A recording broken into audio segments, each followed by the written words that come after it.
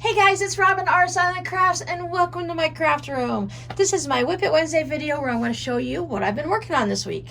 What we worked on this weekend on our live stream was the basic simple beginner's tote bag. These tote bags are good for so many things. You can use them for library books for yourself or for the little kids. You can put coloring books in it. Let your little ones put stuffed animals in it. I know little kids like to. When my kids were little, like 1 and 2 years old and 3 years old, they like to grab the bigger bags and drag them around and put stuff in it. Why use a bag that fits you perfectly when you can have this big giant one that you stole from mom or your brother or sister or something and then fill it up with all your stuffed animals and treasures? I was thinking this would be good too to put it over the headrest of one of the seats in the car, front seat or in the back, depending on how many rows of seats you have.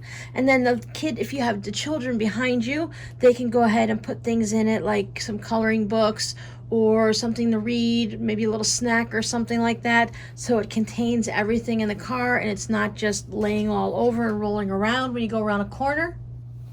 These are also good as a quick run up to the store for groceries, or maybe you're going to go up to the fabric store. Although, I don't know, every time I go to the fabric store, it's going to take more than this size bag for me.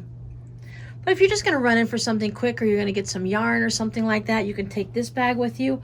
What I like about these is that they fold up nice and small, so it's easy to put in your purse or in your backpack or in that little cubby on the side of the door of your car. They fold up nice and small.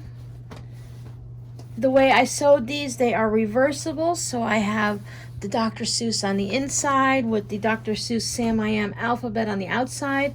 I love quirky and silly things, so because of the reversible, I use 2 different handles, one from the lining and one from the other. And to be honest with you, even if it wasn't reversible, chances are for a bag like this, I would probably use 2 different handles anyways, because it's fun. And if you're going to make it for the kids or something like that, or a trick-or-treat bag, it's fun to just change up the handles a little bit. This is the first project in our tote bag series. Basic, simple tote bag, just to get our feet wet, to get an idea of cutting the fabric and how things go together, how a tote bag works. And the next one, I'm thinking it's either going to be one solid piece of fabric, or we'll do it where you can put 2 different fabrics, so you have one on the bottom and one on the top, kind of leaning towards the 2 different fabrics. We'll go ahead and box our corners. I'll show you a couple different ways to box your corners. Quilt the bag, quilt the handles, and there was a request on the live stream to talk about pockets. So we're going to do what they call slip pockets, and that's just a basic simple pocket where if you want to slip your cell phone or your keys into it, if you want to slip some pens in a notebook or something like that. So if that's something you're interested in, maybe start thinking about your fabric choices and what you might want to use. So you'll see that tutorial coming up very soon. So everyone seemed to really enjoy the scrappy hexagon log cabin, candle mats, blocks, mug rugs, table toppers, wall hangings, whatever you want to use them for. I really enjoyed making them. I think I'm going to hang this one up in my craft room right where I see it every day to remind myself to start working on a scrappy version of these. I really think I would love to have a lap quilt made from the scraps like that, and I have a few different ideas. I talked about a few of them recently, I believe. Maybe it was on the live stream or on Friday's video. But I really enjoyed that, so I want to make sure I don't forget about them. So if I put this right in front of me, right there where I can see it all the time, it'll constantly be a reminder. So when I'm having one of those days where I'm feeling really creative, but I'm like, I don't know what I want to work on, because I don't want to work on an old project. I want to start something new. It'll be right there to remind me, hey, play in your scraps. I also got a little work done on the miter square blanket on Friday. I also got a little work done on the miter square blanket. I spent all day Friday making videos for this and knitting the extra 3 squares. Well, here's a little hint. I knit 4 squares. Now we'd already started with this blue, aqua, turquoisey, whatever color one, and then you just see 3 more, so obviously I had to knit one of these squares twice. I won't give away the secrets. It's coming up in a video really soon. I was going to spend Sunday editing all of these videos, recording the Whip It Wednesday video, getting everything edited and uploaded onto YouTube. But then I decided, you know what? I want to have a little fun on Sunday and I want to play. So this video will be coming soon. What I plan on doing is you won't be seeing this on like a Whip It Wednesday or a Friday or a Saturday. These videos for the miter square blankets are going to just randomly pop up. So if you're looking forward to these videos coming soon, you might want to hit the subscribe button and click the notification bell. And when you do, remember to hit the all button, because otherwise YouTube will just send you some notifications and you'll miss other ones. So if this is one you don't want to miss, it might be a good idea. And I would totally appreciate if you subscribe to my channel. But that's up to you. These are just going to randomly pop up as soon as I can get the first one edited, and depending on my internet and the way YouTube is running, get everything edited, uploaded, and ready to go. I'll just start putting them up. I will probably still keep them going up at 9 a.m. But if I get a little crazy, who knows, I might just pop one up in the afternoon. So it's really a good idea to have your notifications set for all. I'm going to show you all of the different squares that you need to do, and including how to weave in the ends. I've been waiting for this to happen. That's why I spent the whole day going ahead and making the videos, because I want to start knitting on the blanket myself, because I really want to have it done. I have a few things that I want to have done before the next fall and winter come, and before it gets super hot. So that's one of the things I'm going to work on. And I explained in the first, I believe the first one of the videos, I talk about it on how I plan on knitting my blanket. So on Saturday, I was also feeling very creative, and I wanted to do something before the live stream. I'd woken up at 4 a.m. and I just needed to sew something. I needed to spend a little bit of time between 4 a.m. and noon when I went live. So I decided to go ahead. I had these 4 disappearing 9-patch blocks that were sent to me in a scrap bundle, and I decided to go ahead and put them together like this. I was talking about it on my live stream, and the only thing I'm a little disappointed with, and I really don't feel like taking it apart, it doesn't bother me that much, is I would have rather have not had a purple across from a purple, so the same fabrics are across from each other. But other than that, it doesn't bother me at all. We are going to have an upcoming live stream that pertains to this. So if you saw it on Saturday's live stream, I go into great detail about it.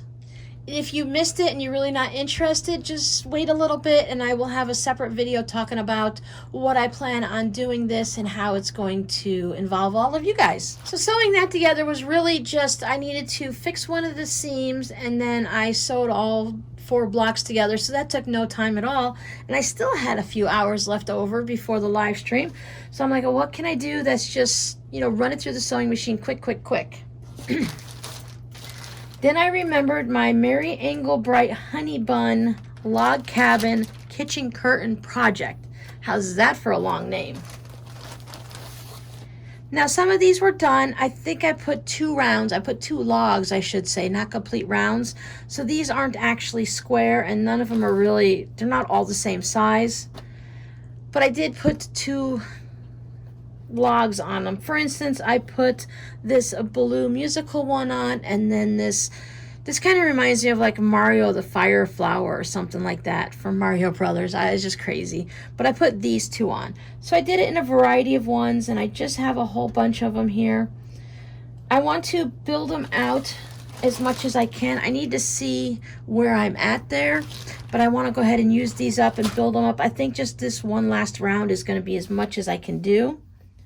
And then I'll go ahead and start seeing about stitching them together for the kitchen curtains.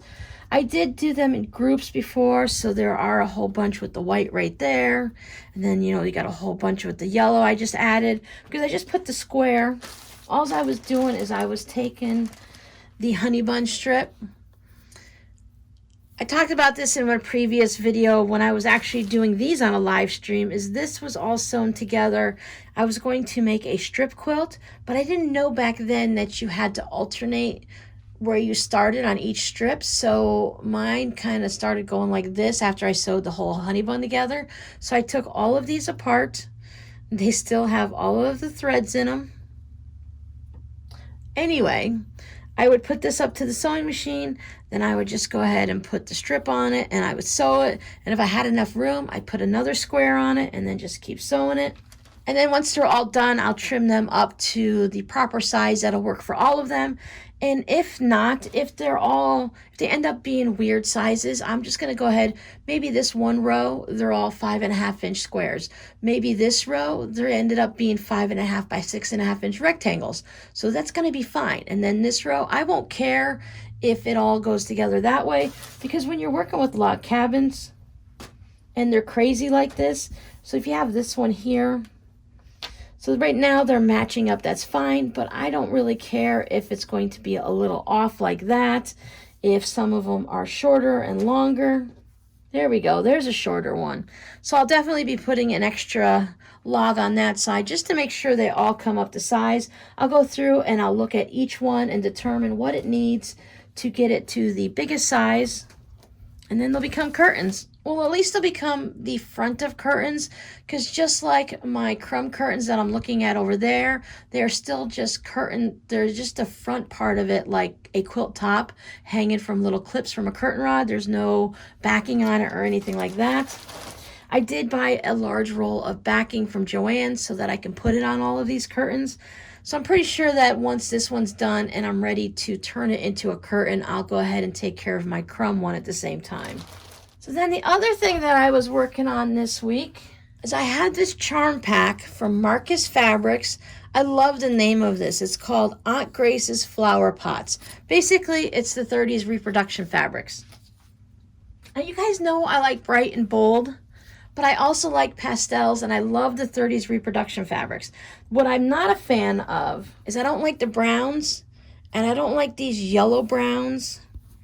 And I can, the yellow is okay, the mustardy yellow, but it's not a favorite of mine. But I was working on a drawstring bag. So I made these two panels. I have them all quilted. You see them, I've quilted in the grid work. I quilted about 1/8 of an inch or so on either side of the seams here. So I have those to this point, but then I was looking at it. So I want to put this in the shop. This finished item is going to be something I put in my Etsy shop. And since you all would hopefully be someone who would purchase from me, should I make this into a drawstring bag? It would be more of a, almost similar to a project bag, or these are, I think, 17.5 inches, 17 inches. So they'd be close to like a purse, or, you know, not just a basic old quick drawstring bag, something small. They're quilted, it's going to be heavy duty and sturdy, so it'll be something with a, I'm thinking just a wrist strap on it, so something that can be used like that. But my question is should I turn these into the drawstring bag?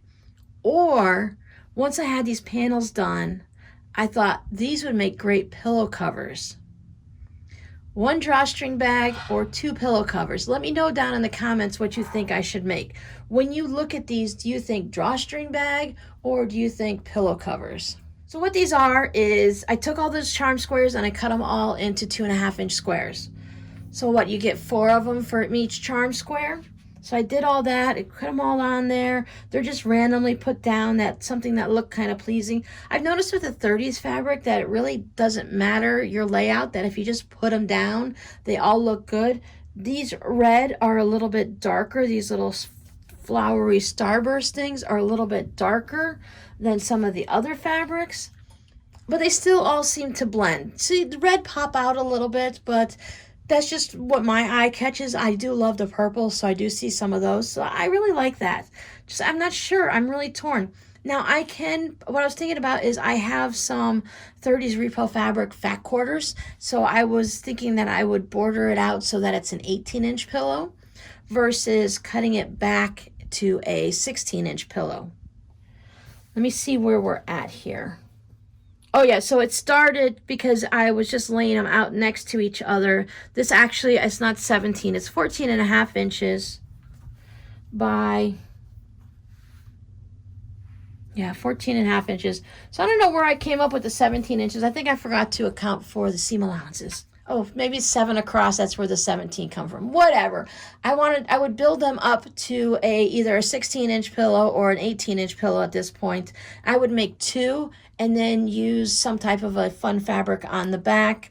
Whether I don't know if I have enough fat quarters to put it on the back for both of them, but I wouldn't want to have, I think it's kind of a waste of the time spent and the fabric to put it on the back of a pillow and have the front and back be the same. I would rather have two separate pillows, because then you can have one on either end of the couch and they would match, right? Okay, yeah, so that's enough on that. Just let me know what you guys think. Should I turn these into pillow covers or just keep going with a drawstring bag? Because if I don't use this for a drawstring bag, I'll just make it with different fabric. I have enough charm packs that I could choose something else. So as I was working on that project, I remembered that I have a couple different packs of this gridded interfacing, to where you iron your squares onto it, and then you do this thing where you fold it and you sew it and you sew it, and it makes it perfect so that all your seams match up and everything looks great. I thought, oh, I'm going to use that to make the drawstring bag, right? Then I realized that no, I thought it was 2.5 inches, because why wouldn't it be 2.5 inches? Because that just makes sense. 5-inch charm, 2.5 inches. No, they're 2-inch. So I have one that's 1 inch, and it's not fusible. I don't understand why you would have a gridded. Let me show you. I have yards and yards of this stuff, but there's no glue on it, and on either side they're both smooth. I tried ironing it onto, I took a scrap piece out and I tried ironing it onto fabric on both sides. Yeah, I took a chance with my iron, figuring that this is normally the non-fusible and this is the fusible, but there's nothing there. It's smooth as anything could be on both sides. So if you guys, this is not in a package or anything like that, it's just a random thing. So if anyone knows what this is for, let me know. It's a 1-inch grid, and I thought it was going to be something like this for, like, you know, use it for the watercolor pictures and stuff like that, so that you can easily get your pattern set out and you don't have to mess it up while you go to the sewing machine. But yeah, I don't know. But I had all of those 2.5-inch squares left over, and I thought, well, what am I going to do with those? And I thought, well, I really want to use this, and I didn't want to cut them all down after I already cut them to 2.5 inches. So I made those 2 pieces, and then I took what was left, and I cut them all down to 2 inches, and I made this. Now, obviously, I haven't sewn it yet. You can see that there's the dotted lines. That what you do with this is, I'm going to do a tutorial on it. I have never used this before, so I'm going to check it out and see how it works, and then I'll do a tutorial on it. But basically, you're just going to fold this over, and you're going to sew your 1/4 inch and do that all the way down, and then you go this way and sew your 1/4 inch. But I know there's a couple tips and tricks, because I've watched videos for it in the past, that there are some tips and tricks to show you. There, we can see that a little better. Some tips and tricks to make it a little bit easier to work with. So I need to go back in my deep dive and start watching videos and reading blog posts to see before I start sewing this up, but I wanted to go ahead and lay them all out. So I took my 5-inch charms, I cut them all into 2.5-inch squares, used a bunch of them, but then I had 70 left over. So I thought, well, what am I going to do with those? So then I trimmed them all down to 2 inches. But of course, that means I had leftover strips of this beautiful fabric from trimming them down. So when you trim them, bear with me, I don't have a charm square with me. But when you trim them, you're going to line it up to your 2 inches or whatever, right? So when you trim this one, this strip is taller when you trim it off. And then, so this is gone. And then you trim across this side, so this one's a little bit shorter, just by whatever size you're trimming that little square you trimmed out. Either way, one side is longer, one side's narrower. So I took them and I fused these to some interfacing, and I made a whole bunch of these because there's 2 pieces off of everything, and we're talking 70 squares, right? So I made all of these in a variety of colors. And then with the shorter ones, I did the same thing, but look at this one. I really love how the red and blue of this look. So I went ahead with that, and I just fused all of these down. Now I have high plans for these, and I know exactly what they're going to be. I'm not going to tell you yet. I'm going to leave it as a surprise. So when I actually go and make it, you know, you guys won't have already heard about it. It'll be something new. But some of them I left all of the colors together. Some of them I used a variety of colors. Just mixed up pink and purple, whatever just looked good to me. And I had the strip numbers for. So I have all of those, and yet she's still not done. I have 6 squares left. So these have to be turned into something too. So my creative Sunday really kind of exploded, and my creative weekend just went all the way through, and it was just so much fun to just go from spot to spot. Many of you times you guys are like, Robin, how do you come up with your ideas? And I'm like, I don't know, they just pop into my head. Well, if I have this, then what am I going to do? Well, look, I can make this with it. Now I don't know exactly. Oh yeah, no, I know this is going to be a wall hanging. No surprises there. I'm going to turn that into a wall hanging, and I'll put some nice binding on it, quilt it, and all that fun stuff. But these are going to turn into something fun, and then I still have those left over. So I just keep progressing through. It's like, okay, I started with the charm squares. Charm squares are gorgeous. What am I going to do with them? Well, I'm kind of leaning towards pillows, to be honest with you. But you all let me know. And then I've got these left. I don't want to just put them back into the stash, because what am I going to do? They're just going to sit there and, take up space. So let me keep creating. So what can I do? Well, I can take these and I can turn them into just a cute little tabletop or wall hanging, something like that. Well, then I still have leftovers. Well, these are just too cute to throw away. So these have to be something. If you guys are interested, let me know, and I'll turn this into a tutorial at some point.